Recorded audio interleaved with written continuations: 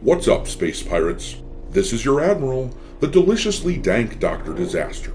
And over the past few years, the case of Neil Druckmann and Naughty Dog has been amusing to watch as they go well out of their way to ignore fans. Nobody likes you. Not listening. Not listening. For example, the reveal trailer for Intergalactic: The Heretic Prophet, a game based off new IP, was released several months ago, and the feedback from gamers has been awful, as people ratioed the ever-living hell out of the trailer, as you can see here. But Neil Druckmann was recently quoted as explaining that the thing to do in this sort of scenario is to just ignore fans, ignore gamers, and just keep doing what you're doing. I can't hear you! And I suppose that's the attitude one can expect from a studio who saw so much success from the original Last of Us game and from the Uncharted series. They feel untouchable, which is why they made The Last of Us Part 2, which was an arrogant slap in the face to gamers and revealed that the current people working in the studio telling stories don't have a damn clue what they're doing ever since Amy Hennig left. And when people complained, they just kept on doing what they were doing. But it looks like Naughty Dog is now reaping the humiliating rewards of that attitude when it comes to their TV show. Oh shit. Season 2 of The Last of Us has not been well received like Season 1, but then again, the first season was based on the much-loved first game, whereas the second season is based on Neil Druckmann's self-indulgent bullshit story. And as a result of the disgust that people felt over killing off Joel and trying to let the androgynous potato head take over the lead role of the show, viewership has fallen off a cliff, losing 55% of viewers in the season finale compared to the finale of the previous season. So, while Druckmann may pose and pretend as though he is impervious to criticism, our displeasure has had an effect. Naughty Dog is bleeding right now, and it's important to remember the immortal words of the warrior poet Dutch from the original Predator movie. If it bleeds, we can kill it.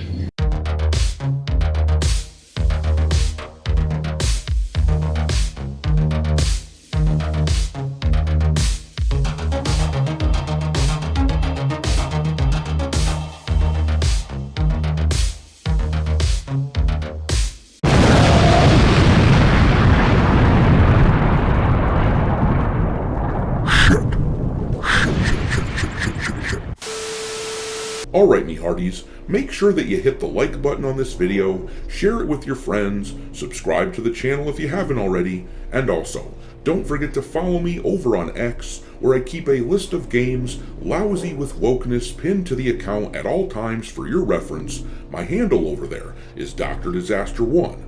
Also, I have started uploading some content on Rumble as well, so make sure that you follow Dr. Disaster on that platform too.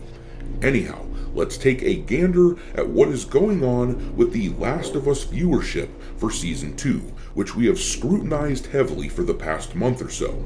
I'm sure you remember that when the first episode of the second season came out, HBO bragged about the viewership because the season opener of Season 2 was up 13% over the viewership of the show's premiere episode. Of course, anyone with sense said, well, no shit, guys. The very first episode of a brand new show should get beaten by the first episode of the second season, considering that by the finale of the first season, they had gone up from 4.7 million viewers when the show first came out up to 8.2 million. But a good chunk of those 8.2 million people disappeared for the season opener of this year, which saw them hit 5.3 million. And nobody in the media wanted to talk about this drop-off. But everyone knew who those viewers were that abandoned the show. Those roughly 3 million people were the ones who enjoyed the first video game but hated the second one and had no intention of watching the second season. And now we can see that regular viewers are showing their disdain for the show in the same way that gamers showed disdain for the second video game.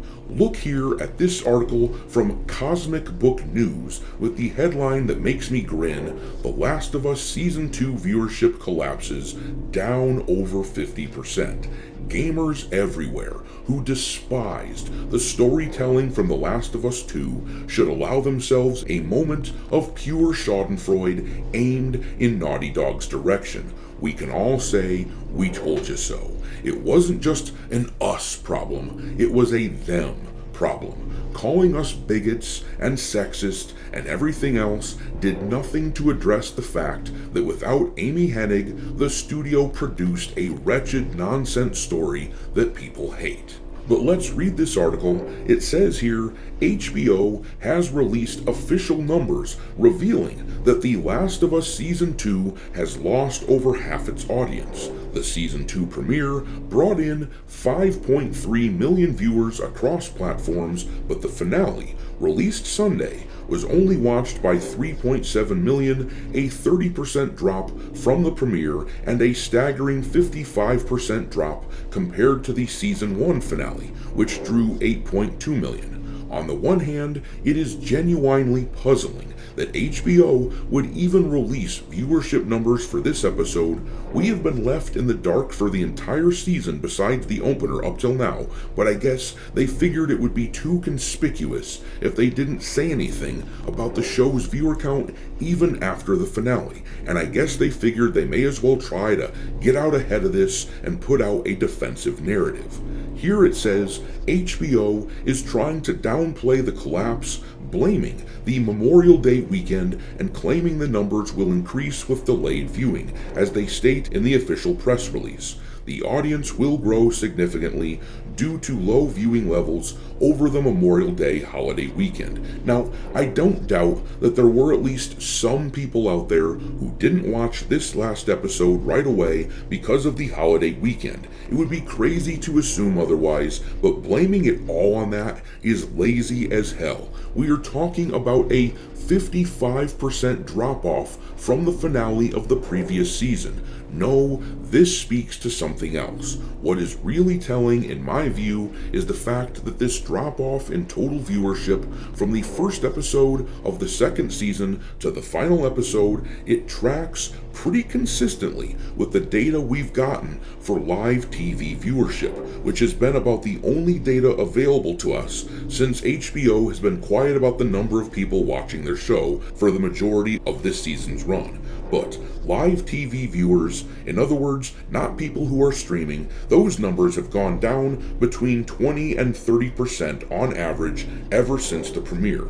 The data that HBO has provided suggests that this wasn't just for the live viewers. People watching on HBO Max had the same reaction to it. A good chunk of them, somewhere in the neighborhood of 20 to 30%, have tuned out. So now, The Last of Us is stuck in the middle of telling a story that nobody wants to see, especially not without Joel. And what's funny to me is how they managed to tell the beloved original game in just one lean season. They made that one in a lean fashion. Meanwhile, they're dragging out the second game to at least 2 seasons, and there has been talk from the director of the show that he might need 3 or even 4 seasons to tell the story for the second game. This comes off now as Druckmann and Naughty Dog being self-indulgent shitheads, pushing past the first game in the storyline and trying to rub our noses in the second one as soon as possible because they believed that it's brilliant and well-loved. Meanwhile, the Critical Drinker posted that HBO tried to copyright claim his latest Last of Us video, but fortunately it must not have worked because that video was released Once again, Naughty Dog clearly can't stand criticism, and they want to silence anyone who doesn't go along with their BS, but the truth is out there now. Most people who aren't Naughty Dog ass-kissers or true believers in the progressive messaging that The Last of Us 2 tried to push out, most everyone else has abandoned this shit show. But I'm gonna leave it there. Drop your mockery of Naughty Dog and The Last of Us 2 into the comment section below, and we will talk there. Thanks for watching, me hearties. If you haven't already, your Admiral is inviting you to subscribe to the channel and become a part of the crew. Life as a space pirate may not be glamorous, but there's always plenty of booty.